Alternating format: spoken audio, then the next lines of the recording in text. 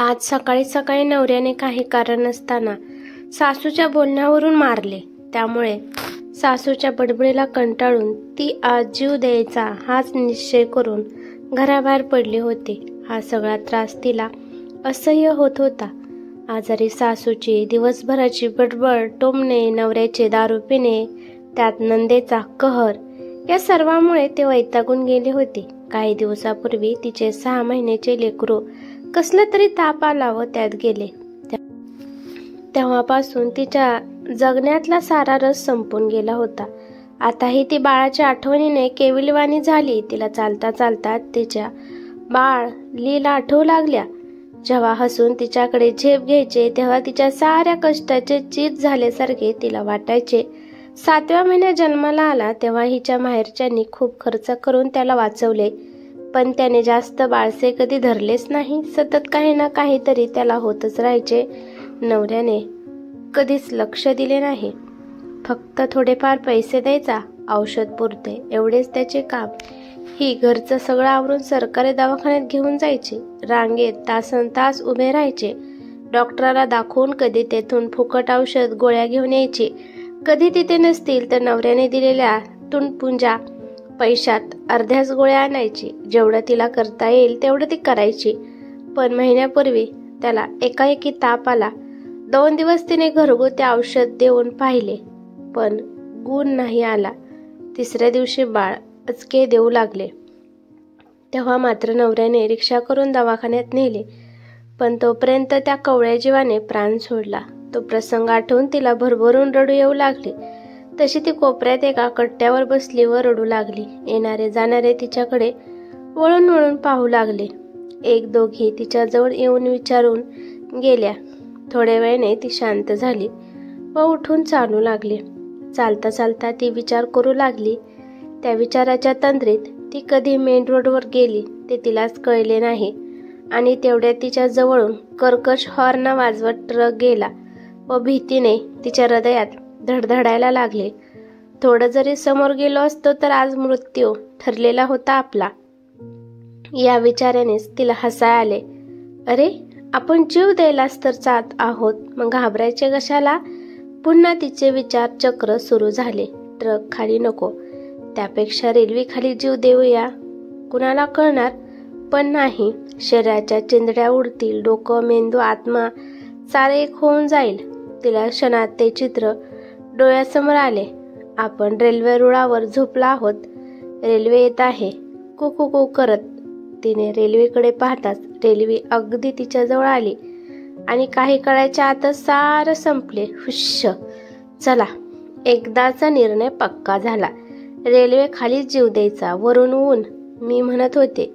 खूप चालल्याने तिला तहान पण लागली होती. तिकडे तिकडे बघू लागली, पण पाणी कुठेच दिसेना. एक वडापावचा स्टॉल तिला कोपऱ्यात दिसला. ती पळतच तिकडे निघाली. तिथे पोहोचतात त्या वडापावच्या खमंग वासाने तिची भूक चाळवली व तिच्या लक्षात आले की आपण काहीच खाल्ले नाही सकाळपासून. सकाळी चहा पिला व नवऱ्याला व सासूला नेऊन दिला आणि सासूने सकाळी सकाळी तोंड सोडले. मग हिचाही राग अनावर झाला आणि सकाळी सकाळीच वादावादी सुरू झाली. ते ऐकून नवरा सणकला. ती सकाळच्या वेळी चुलीवर स्वयंपाक करत होती. पाठीमागून कमरेत लाद घातली. हंड्यासकट ती चुलीपाशी पडली. नशीब चूल नीट पेटली नव्हती, नाहीतर त्या आगीतच ती भस्म झाली असती.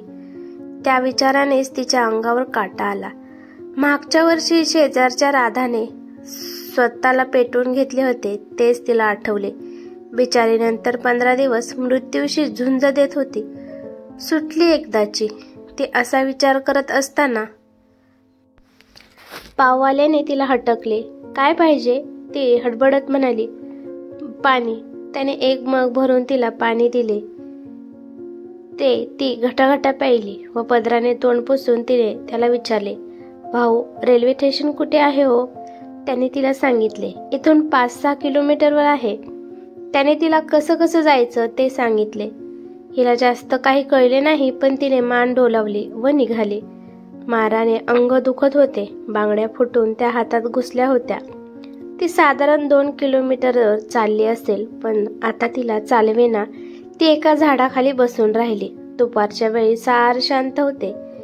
एखादी दुसरी व्यक्ती तिथे दिसत होती. तेवढ्यात तिला झोपाळा दिसला. तिला एकदम आनंद झाला व लहानपणच आठवले. ती धावत झोपाळ्याकडे गेली व इकडे तिकडे पाहून ती त्यावर बसली. थोडा वेळ झोपाळ्यावर बसून ती पुन्हा झाडाखाली येऊन बसली. अतिश्रमाने व माराने तिला बसल्या बसल्या झोप लागली. स्वप्नामध्ये तिला काय काय दिसत होते.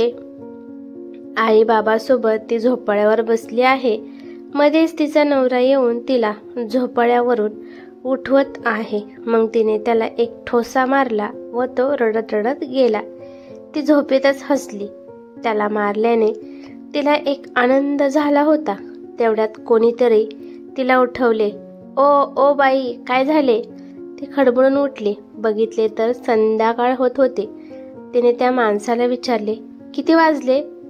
5 वाजून गेले. हे सांगताच ती ताटकन उठली व बागेतील नळावर जाऊन तोंड धुतले व पाणी पिले. त्यामुळे तिला बरीच हुशारी आली. ती लगबगीने बाहेर आली व स्टेशनकडे जायच्या रस्त्याला चालू लागली. ह्याला त्याला विचारत ती स्टेशनवर पोहोचली. ती पोहोचली तेव्हा बरीच रात्र झाली होती. चालून चालून तिच्या पायाचे तुकडे पडले होते आणि आता भूक पण लागली होती. स्टेशनवर खायचे भरपूर स्टॉल होते. त्या सगळ्यांचा संमिश्र वास तिच्या नाका जाऊ लागला. तशी तिची भूक अजून चाळवली. तिने साडीच्या पदराने पैसे बांधले होते. निघता निघता तिने लपून ते पैसे पदरात बांधले होते. तिने एका पावभाजीच्या गाडीवर जाऊन पावभाजी खाल्ली आहे. चहा पिला. आता ती तृप्त होऊन गाडीची वाट पाहू लागली. तिने स्टेशनवरच्या घड्याळात पाहिले. घड्याळात 9 वाजत होते. एक सुपरफास्ट ट्रेन 10:30 वाजता येणार होती. तिने विचार केला, इथे मरायला गेलो तर सगळे पकडून वाचवतील. त्यापेक्षा आपण स्टेशनच्या थोडं पुढे जाऊन मरू, असं म्हणून ती निघाली. चालता चालता तिला आठवले की आपण बरेच वर्षात रेल्वेमध्ये बसलोच नाही.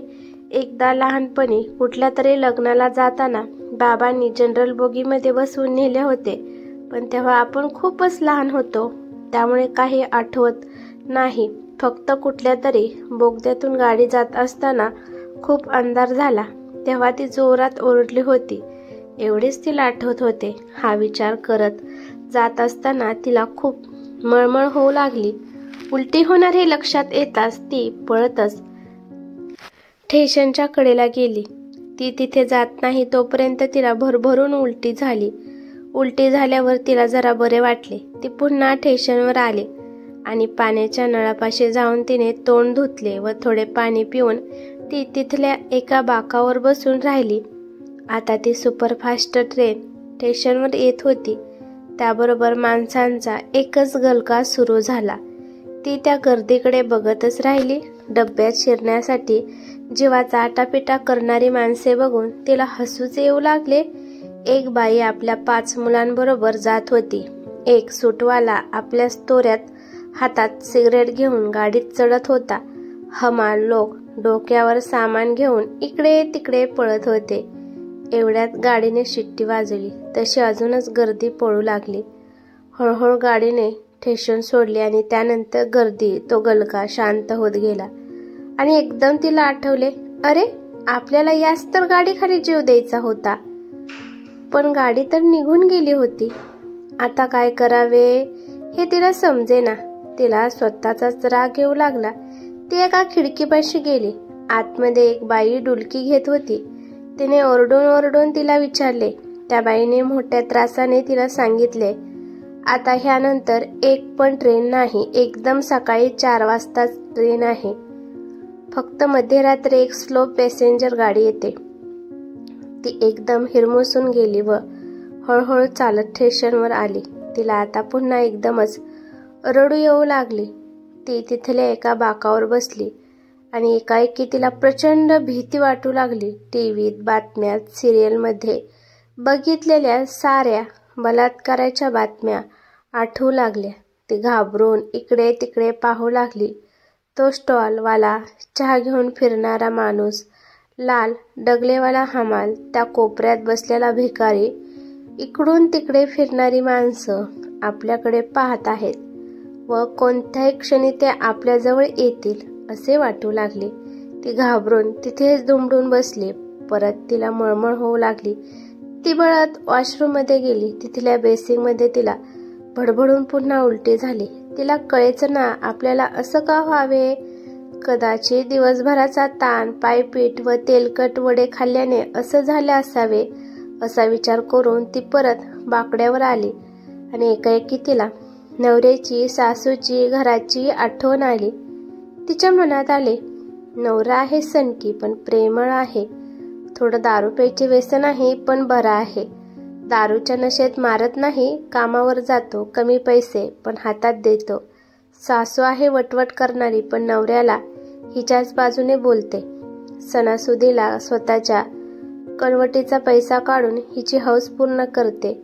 असं सगळं तिला आठवू लागले. लग्नानंतरचे पहिले दिवस, बाळ पोटात असताना ते हरकलेले दिवस व बाळ गेल्यावर दहाय मोकलून रडणारा तिचा नवरा तिला आठवला. हे सर्व आठवून तिची घरी जायची तीव्र इच्छा झाली. पण आता एवढ्या रात्री कसे जाणार म्हणून ते तिथेच बसली. तेवढ्यात कुठून तरी एक म्हातारी तिथे आली. तिने त्या बाकड्यापाशी एक गोधडी टाकली व तिथेच झोपली. ती म्हातारीकडे बघत होती. म्हातारीने तिला विचारले, काय पोरी, कुठं निघालीस? संग कोण हाय का नाही? तिने नाही म्हणून मान डोलवली. ती असं म्हणताच म्हातारी उठून बसली व म्हणाली, मग जीव बिव द्यायला आलीस का? तिला आश्चर्य वाटले. अरे, हे कसे तिला कळले?